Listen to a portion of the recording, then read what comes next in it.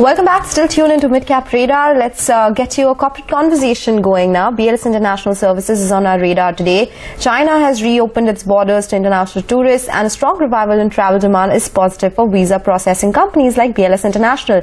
Recently, the company also inked a contract with the Polish embassy in Manila for visa services. To take some questions on what Q1 looks like and the overall demand prospects, Shikhar Aggarwal, who is the joint managing director at the company, is joining us now. Shikhar, good afternoon. Thank you so much for joining us. Well, before I talk to you about this agreement that you have inked with the Polish embassy, tell us how is the summer demand looking like, because this is the time people go out and travel a lot versus pre-COVID levels. What kind of volumes have you seen when it comes to visa processing, and which countries or which geographies are seeing the highest demand? Yes. So as you know, in the third quarter, BLS International, we have done a revenue of 437 crores, which is already a jump of 92% from similar quarter last year. And we did a EBITDA at 66 crores, which was a jump of 150%, compared to the similar quarter last year. All this is on the back of just 70% of the application count of 2019. So we are still at 70% of pre-COVID numbers, with the reason being certain geographies like Russia and China are still semi-closed. Now, going forward, we have been given mandate to open China fully. As of now, within this week, we will be opening all our offices in different parts of China.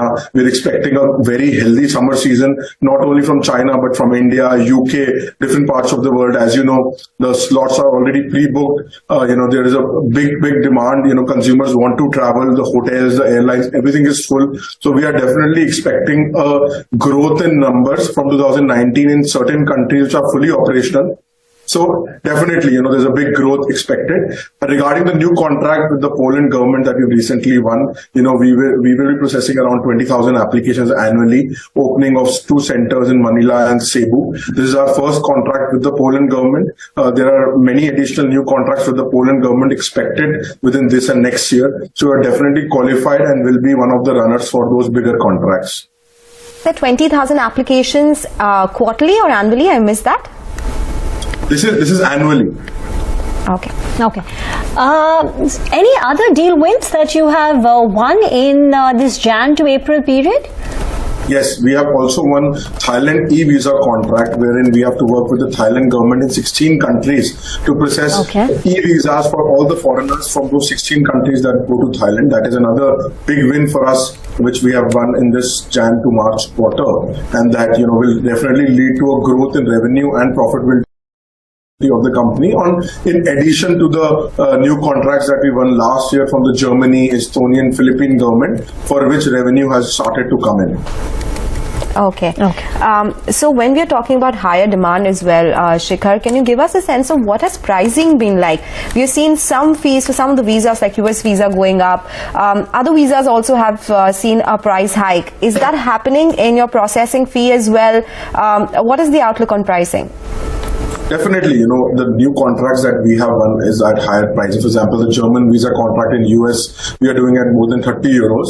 Also, in addition to the increase in service charges, we've got an increase in pricing of value-added services. Post-COVID, the consumer demand has changed. People are opting for more kind of value-added services like mobile, biometric, and courier services. And our revenue per application has definitely gone up. That is why, in spite of being at 70% of the application volume, our revenue was almost double in the last quarter, and our EBITDA was 150% up than similar quarter last year. If you talk about the application volume, in the entire last year, we did 10 million applications, including visa, consular, and citizen services. In 9 months itself, this year, we have crossed more than 12 million. And last quarter numbers are still to come in fully. So definitely, we will have an increase in volume compared to last year.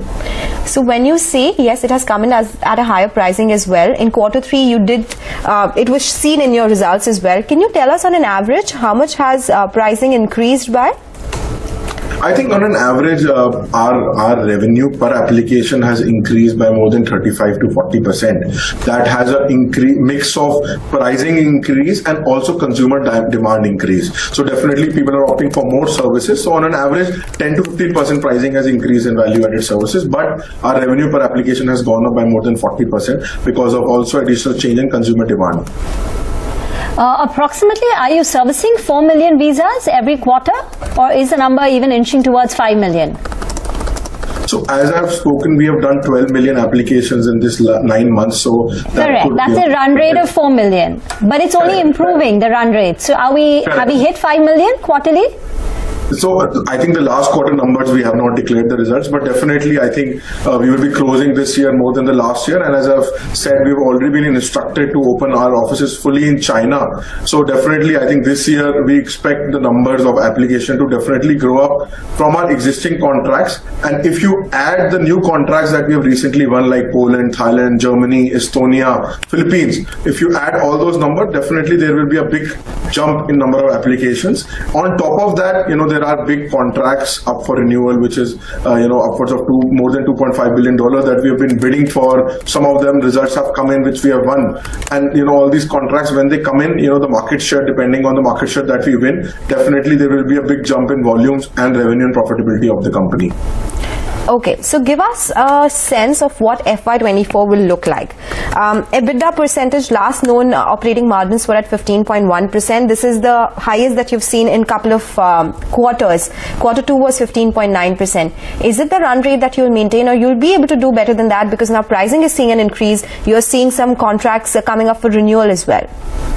See, definitely this is a run rate that we want to maintain and go upwards from there. The new contracts that we are winning in and the new countries that we are opening up, we are utilizing our existing operations and centers. That definitely leads to economies of scale. So definitely, our revenue, we expect our EBITDA margins to grow in the coming quarters and years, as we win more contracts, as we utilize same offices for more governments. So definitely, our EBITDA margins will grow more. Shikhar, do you also cater to corporate visas? And if yes, what percentage of your visa applications would be oriented towards corporate side? So we actually are exclusive outsourcing provider for the government. So all categories of visas, be it business visa, corporate or tourist visa, are being processed through us. We do not, do any judgment on them, or neither we, earmark. No, fair enough. Correct. Fair enough. So just wanted to understand how corporate travel has picked up based on the visa applications that you are servicing. Is it back to pre-COVID level? I think from the kind of demand that we're getting for mobile biometric services, which is mostly opted by the corporates, I can see that, pre-COVID level, we are back at pre-COVID level in terms of corporate travel. In fact, now after COVID, more and more corporates are planning to do different kinds of seminars or reward trips abroad, more kind of conferences. So I feel that corporate travel is fully back globally. Okay, so corporate travel is back. Last question before we let you go. 500 crore rupees cash in the books. Anything that is planned, will you be growing inorganically, or will it be returned to the shareholders in some form? See, we are doing all the steps. We just acquired a company called Zero Mass in last year, which was for 150 crores. Now, because of the profits that we generated this year, our cash is again back to the same level. So we give the highest, yearly dividend, which was recommended by the board. So we are looking at, obviously giving dividend back to the shareholders. At acquisition, there are certain interesting opportunities, both in the visa counselors and citizen service space that we are looking at. And, on the top of that, these new contracts that we are winning and bidding for, a certain amount of cash will be required for deploying these new offices across the world. Okay, Shikhar, it was a pleasure speaking with you. Thank you so much for joining us and giving us details as to what's happening as far as the world of travel is concerned. BLS International, the stock has recovered a tad bit from the lows, but still lower by 1.5%. We'll do one thing, slip into a short break, and then on the other side, we'll get your special mid-cap spotlight segment. Stay tuned for that.